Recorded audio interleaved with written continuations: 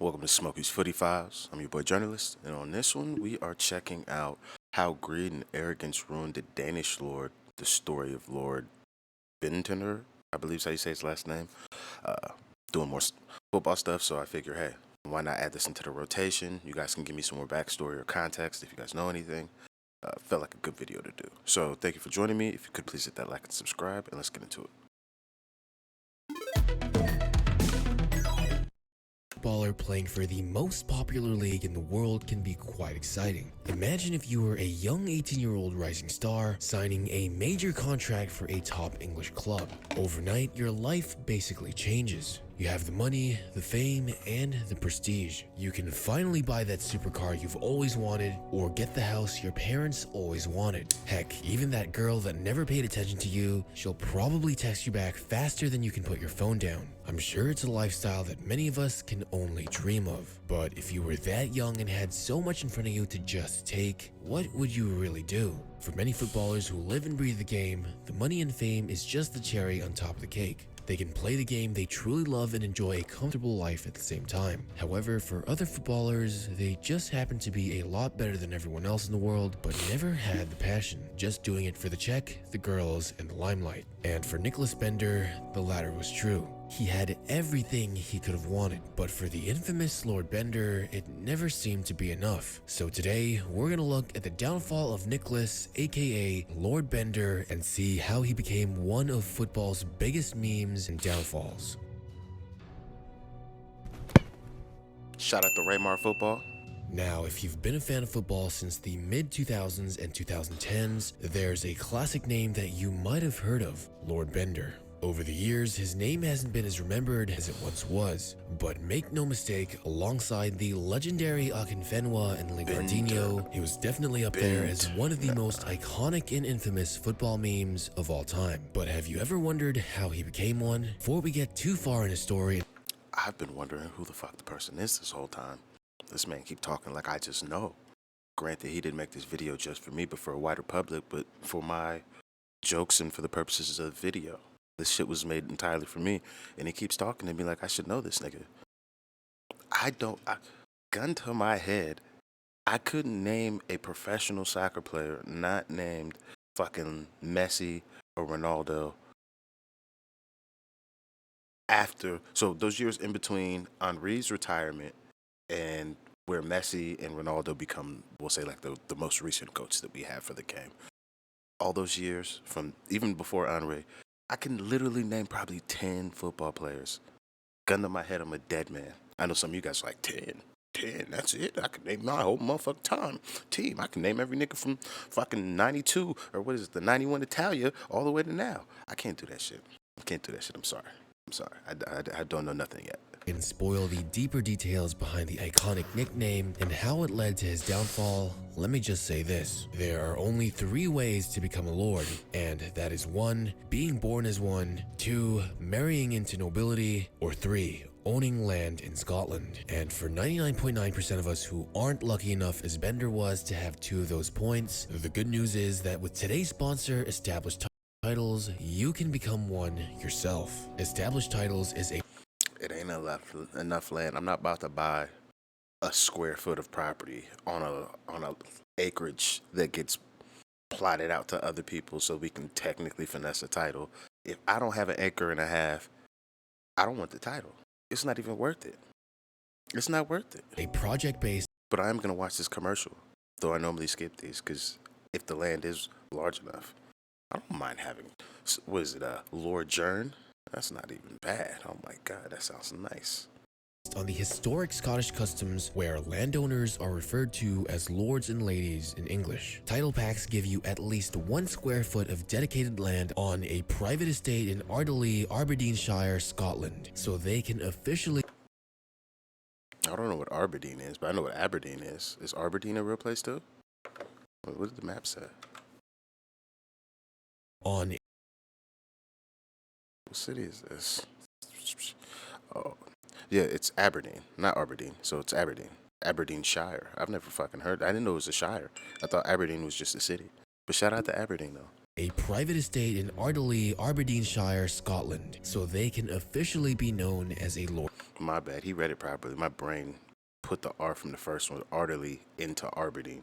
Lord and Lady. That means that on things like credit cards and plane tickets, you can officially and legitimately use the prefix of Lord and Lady before your name, with an official certificate and crest, so you can rest assured knowing you also get a unique plot number where you can see the exact location of your land. But the best part is that for every order, Established Titles also plants a tree with the help of global charity One Tree Planted and Trees for the Future to help support global environmental restoration efforts. And right now they're having a massive Memorial Day sale up to 80% off, which is already an incredibly great deal. And if you use my promo code RAYMAR, you get an additional 10% off. So go to establishedtitles.com/RAYMAR to get your gifts now, help support the channel, and with Lord Nicholas Bender, become a lord yourself. But anyways, let's rewind a little bit back to the beginning of Nicholas Bender's career. At the age of 16, most of us are enjoying our high school life, hanging out with friends and playing video games, or just enjoying whatever hobbies teenagers usually do. But for Nicholas Bender, at the age of 16, his wildest dreams had already come true. In 2005, the young Danish forward signed with one of the Premier League's biggest clubs, Arsenal. He was always described as a young man who had an immense sense of self-belief, and some might say even overconfidence and entitlement. You might think, wow, what an incredibly privileged guy. When many of you think of poverty, I'm sure Europe isn't exactly the first picture you have in your head. Bender came from a small island in Denmark called Amager, where the place was incredibly underdeveloped and opportunities were very limited. He recalls his hometown saying, Amager is for the lower class and it's always been looked down on by people from Copenhagen. It's called Shit Island because of the sewer system, as the island was a dump latrine waste until the 1970s. It's quite a tough area. In fact, it was his family, particularly his father, who raised him with a pretty toxic mindset and most certainly didn't set the best of examples. His father would preach to him and his siblings that they are special and that they are to do whatever they want. Sure, confidence is definitely a good thing, but at a certain point, it just becomes arrogant and toxic. And so then, as a kid, Bender would go through development with that unapologetic and overconfident mindset. But despite that, his talent was definitely there. Bender showed flashes of a young Zlatan Ibrahimovic, could play any position from the center attack to the flank, and was dominant in the air with his 6'4" or 194 centimeter frame, making the comparison very justified at the time. In his home country of Denmark, he was seen as the next great talent and the most hyped youngster in the country. Is being tall actually a benefit to you in football? Outside of headers and maybe chest control, the fuck is height good for in football? Oh yeah, and blocking niggas from free kicks or penalty kicks, whichever one it be the wall of them niggas that you gotta kick around. I think it's a penalty kick. No. Yeah, penalty kick. Since the great Michael Laudrup, he would be named the Danish Under-17 Player of the Year and the Danish Talent of the Year, tearing through Denmark's youth clubs and youth national team before he would finally be signed by Arsenal at only 16 years old. And he would arrive in the Premier League in fashion. After coming on as a substitute in a match against Tottenham, Bender would make Premier League history when, after 6 seconds, he scored the fastest ever goal by a substitute in history. Bender would be seen as a young and promising striker by many Arsenal supporters. He even... Stop being lazy. I'm getting on you niggas because I gotta go through this shit. Yeah. Bender would... Can't show it because of copyright. You're literally documenting history, using the clip for referential points. It's clearly fair fucking use. You're editing the video. Stop being fucking lazy. Submit for the fucking copyright fucking shit. Dispute that shit. Don't let these people abuse the use of copyright because you guys want to be lazy and then tell the people that watch your channels, oh, can't do it because of copyright. And because they don't know nothing, they're like, oh, calm, I get it. Copyright. Don't want my guy to lose his channel. No. We need to start fucking standing up for these shits, especially with the shit we're doing. I don't take half the time to make as great videos as you niggas do that I fucking sit here and watch. This is why I get upset. Is because ain't no goddamn way I'm gonna put in some hard fucking work. This video probably took him 3 hours to edit. Minimum, maybe. I'm not putting in 3 hours of work for a nigga to tell me I can't use the shit that's legally within YouTube policy, U.S. copyright law, in whatever fucking country you live in, legally you have access to.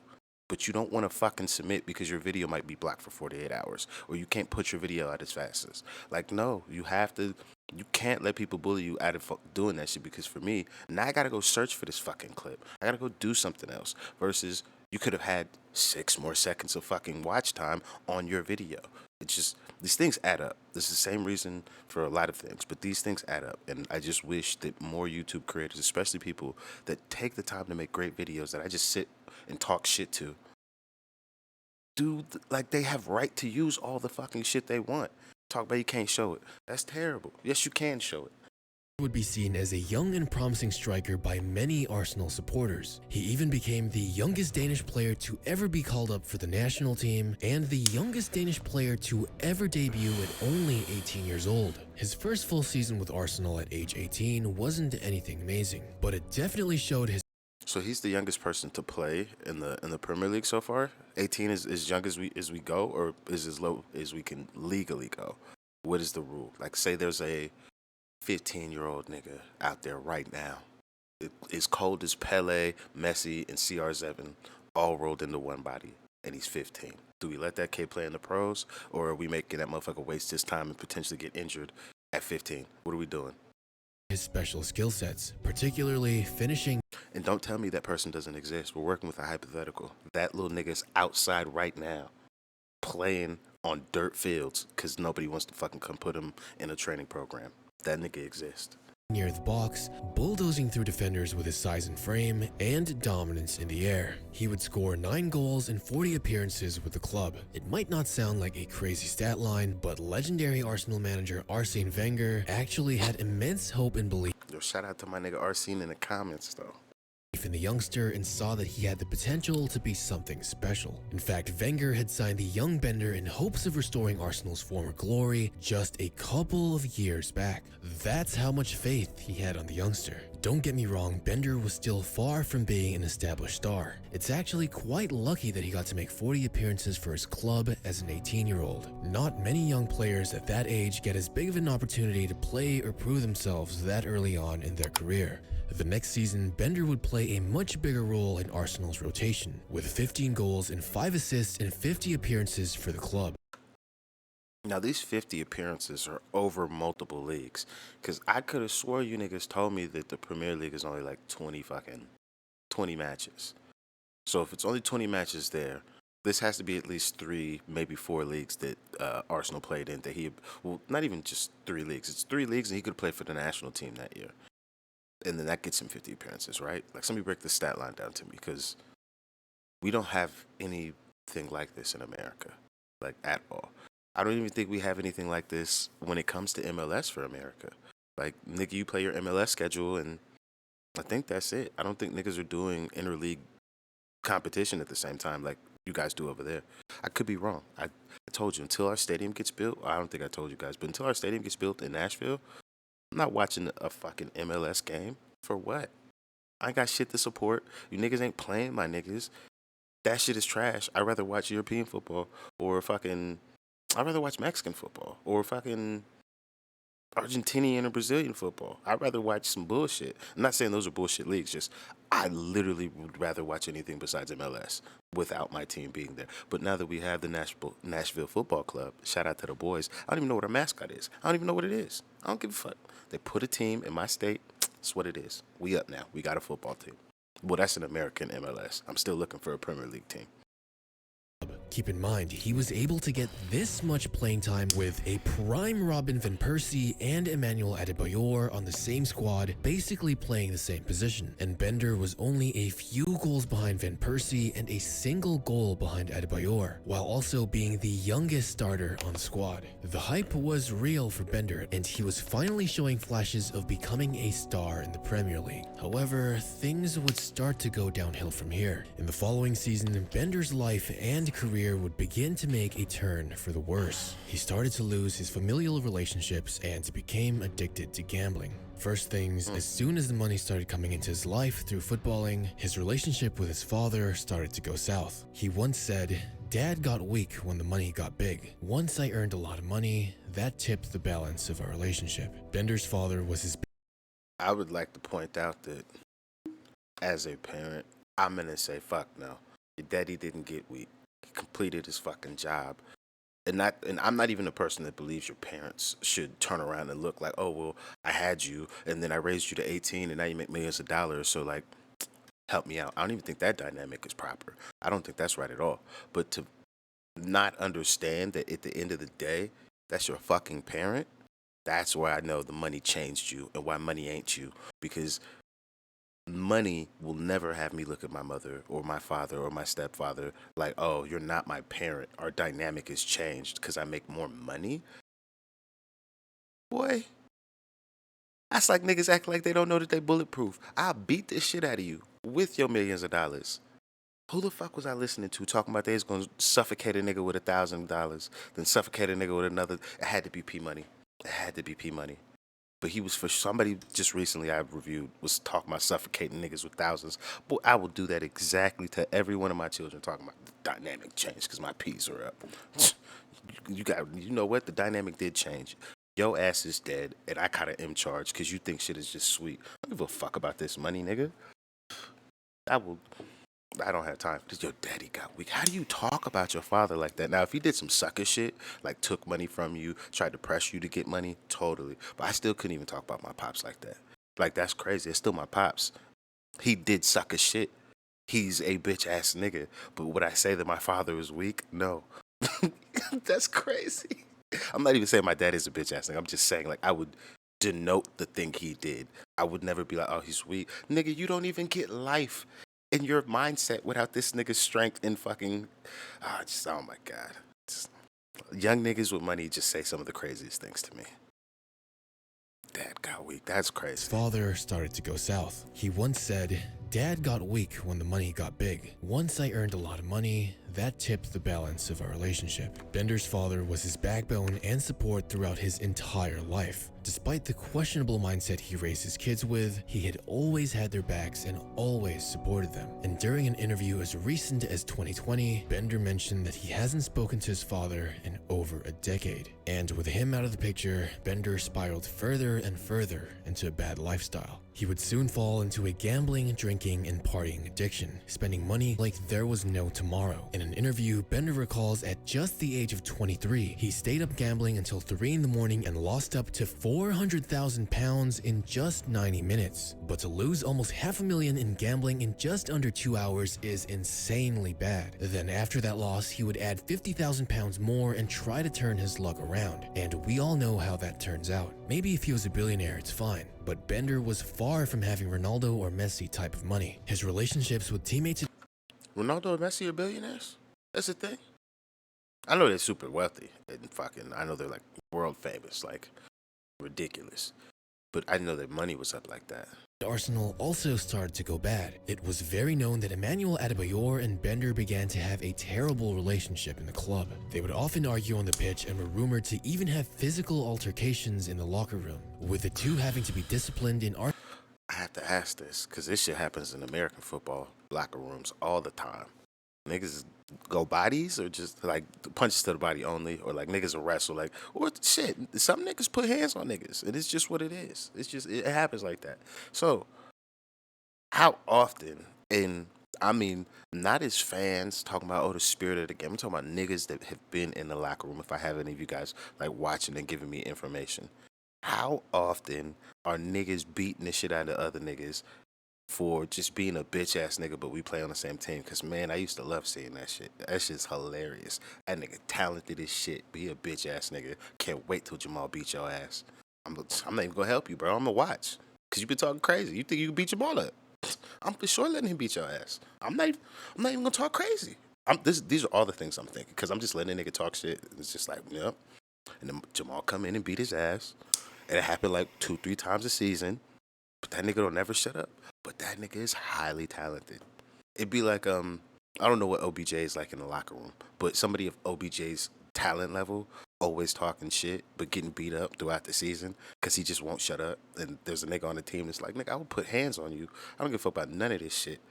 Just like, man, you love to see it. Do we have this type of person on your team? Like, well, not your team, but like on a football team. And yeah, European football. Because I'm like, I don't see that happening. A nigga hit another nigga that make about $20 million a year. It's like why that shit stops like college. Like in college, you can beat a nigga up, and like professional NFL level, shit. Some locker rooms might let that shit fly, but overall, nah, you can't beat a nigga up no more. Arsene Wenger's office numerous times, and the main reason was Bendtner's attitude as a player. Bendtner had the reputation of a cocky, arrogant, and often delusional player. After the 2008-2009 season, I know I keep stopping it, but it keeps making me think of shit. Is this guy that we're watching the prototype for the like douchey football player that was in the Ted Lasso show? If any of you guys have watched Ted Lasso, is he like the prototype for that guy? Because if so, I'm like, oh, okay, I get it. That nigga did need his ass beat. We didn't beat his ass, but he needed that ass beat for sure. his playing time would slowly decrease, and his privileged bad attitude and training would get worse. He would make complaints about not being given a bigger role or more minutes on the pitch. And if you remember, since he was a youngster, he always had this attitude that he was the best player on the pitch. Not being humble as a youngster, especially when you haven't proven anything yet, is the best way to get your teammates to dislike you. And in 2010, Bendtner famously said, I wanted to be one of the greatest strikers in the world. I personally believe that before my injury, I actually succeeded. If you ask me, I'm one of the best strikers in the world. I say yes because I believe it. I should start every game. I should play every minute of every match and always be in the team. which couldn't That's how I know I'm American.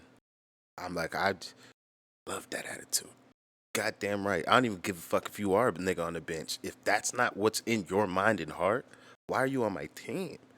Now, granted, you guys probably don't like him saying that shit out loud, but again, the bravery in a world where a nigga's not supposed to say that shit out loud, even if you are CR7, it's just like, why are we lying? Like, why? What is the posturing for? Because there's some nigga that can't play at my level that's going to be butthurt and get a bunch of other people that can't play at my level to corral around him? The fuck? Y'all can suck my dick. I'm about to go win another match. I don't care about none of that. You niggas don't even make this shit rap. I just don't get why we placate these people. Please make me understand as an American. I truly don't understand. This is the best attitude. If I could have 53 niggas like this on a football team, and they actually like put the effort behind it, like they talk like this and they did the effort, I don't give a fuck if we lost the match. I guarantee you next week, them niggas is going to feel exactly how Marino wants niggas to feel the entire game, before and after, and we going to win that bitch. Losses happen, but if you can't have this type of attitude, oh shit, it's going to be long for you in sports. Short memories and arrogance is the best attitude on a player to me. You got a short memory and you're an arrogant son of a bitch and you put in the effort, oh, fuck, man, you're a dangerous cunt. I don't care what sport you're in. Couldn't be any further from the truth, to be honest. Quite the controversial take when he only scored 8 goals in 32 matches. His worst season in Arsenal so far and the least playing time he's had. And at some point, both Arsenal fans and the media started to make jokes about him. I mean, check out this interview on Arsenal legend Thierry Henry when asked why he left the club. Take this opportunity. When you left and you felt the team wasn't going the way you wanted to go, which particular signings did you think weren't good enough? The thing, Was it Bendtner? Literally, we are all about to watch me hear this man speak for the first time my entire life. I've known this nigga to exist for decades. Never heard the nigga open his mouth to say a word. Watched him play entire football matches. I've probably seen him play at least 10 times in my life. That's crazy. This is crazy. This is crazy. The thing, Was it Bendtner? Just asking. I'm just wondering if it was Bendtner. It might not have been. It could have been anyone. I've never played. Was it Bendtner? The audience laughed. That cunt don't have a French accent. What is going on here? What is going on here? I waited all this time. I assumed he had a, who's the dark-skinned brother from the Tottenham show I'm watching, the All or Nothing, the French cat that fucking scored the goal, one of the fucking 6 points. No, that's Tottenham. I'm mixing up Arsenal and Tottenham. Fuck. But yeah, whatever Tottenham match they was playing, they was putting paws on niggas in that match. I was like, God damn. But, yeah, I thought he was gonna sound like that nigga, or just like a black person from France. Like, you guys should know what that sounds like at this point. Yeah, what the fuck? He got an English accent? So he did that fucking bullshit that Freddie Adu did. I'm from fucking Ghana, but I live in America. But I'm gonna play for the Ghanese fucking world soccer team or football team. Is that how that worked with him? Cause I thought that nigga was black and French. Well, technically he is. I mean, like, he's French accent black. That's the way I mean it. He's a black man with a French accent from France, lives in France, plays for France. And then I found out that you could be from other countries and play football for other teams in other countries. It's not like really a thing in America. And when I was coming up, most of our teams were built on, nigga, you live here, you from here. That's kind of just how it goes. You guys, oh, that nigga live in Topeka, Kansas. Get that nigga. He's got the best right foot I've seen on a nigga in the last 15 years. Pay him and bring him over to Paris right now. That's a thing for you guys. It's not a thing for us. Not yet. We're starting though, especially in the NBA. Basically tells you all you need to know about how people started looking at Bendtner after this. Arsenal fans and haters alike started to troll him, and that's how he got the legendary nickname of Lord Bender. It's basically sarcasm for his cocky, overprivileged attitude, things he's done. Lord Bender. It's basically sarcasm for his cocky, overprivileged attitude, things Why are you kicking the ball from the corner, man? Fuck did you even kick it for? he's done, and his obsessive gambling and partying, which became very known in the English tabloids, Is he not allowed to do that, apparently? despite never even having established himself as a great player. Another reason why the nickname stuck so well is that his longtime girlfriend and mother of his child is actually a Danish baroness. After this year, his once promising career would never pan out or reach its full potential. After his time with Arsenal, his contracts would never be as high, and he would become a journeyman across many different leagues, never really seeing the same limelight as a footballing talent again. But as Bender got older and matured, he realized the faults in his career and decided to make a change to himself and his bad habits. He has since then quit gambling and tried to dial back on his once arrogant personality. And as a true sign of maturity, he fully embraced the meme nickname of Lord Bender, even posting a picture of him holding the Ballon d'Or as banter on Instagram to the fans. And he also I know he don't got one of those. Scotland to be officially referred to as Lord. No kidding. When Bender looks back at his career, he wishes that he could have disciplined his former self more differently. After all, for his country of Denmark, the man was great, scoring 30 goals in 81 appearances and coming up big in big-time international matches. And now Bender hopes his story can help encourage others who have behavioral problems to make changes for the better. He even has an entire biography dedicated to that, so definitely check it out if you have time. But one thing is for sure, he will proudly go down as one of the most iconic football memes of all time. It doesn't seem as iconic, but I do like the fact that he has some, we'll say, like introspective, like time. Like he's matured to be like a better person. Yeah, it was cool. I never heard about this nigga before in my life. Never. It's crazy. There's thousands of people that play professional football that I've never heard of. That you guys could just rattle off for hours. Like what? You're just making names up at this point. But yeah, this was cool. Shout out to Raymar. Don't let them niggas bully you with that copyright shit, my nigga. That shit is trash. You gotta help me fight this fight. I can't be the only one out here challenging these niggas. Like this shit is terrible. Like, no, let's not do that. Besides that, great video. I did enjoy this. This was fun. It made me think about a lot of things in football terms that I just never would think about. Yeah, that'll be it for me. I'll see you guys on the next one. Thank you for joining me. I'm out here.